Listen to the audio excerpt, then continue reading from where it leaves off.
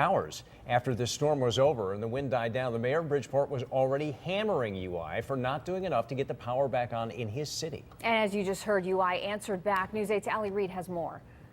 It's a battle that's been brewing since yesterday. The mayor of the state's biggest city saying the power company is not prioritizing its most needy residents. We ought to work on vulnerable populations first. And he says the utility company, United Illuminating, is not doing enough to restore power to what he calls the high priority areas. I think their performance with critical populations is insufficient, and with critical infrastructure it's insufficient. And I think we should pour crews into the centers of cities that have those extra needs and get those taken care of first. So are you happy with what they're doing right now? No, I want it changed. I want it different. I want it better. Earlier this morning, United Illuminating CEO responded back.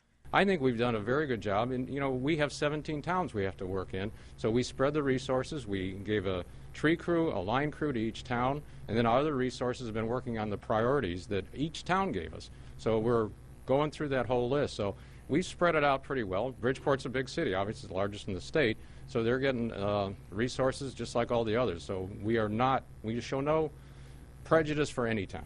For many in the city of Bridgeport, power might not be restored until early next week. In that case, FEMA has brought in 4 trucks filled with ready-to-eat meals and water, which city officials say they'll be distributing to residents over the next several days.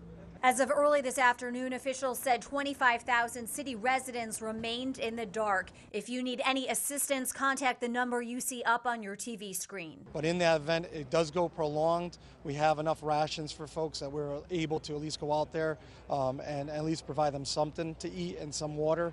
In Bridgeport, Allie Reed, News 8.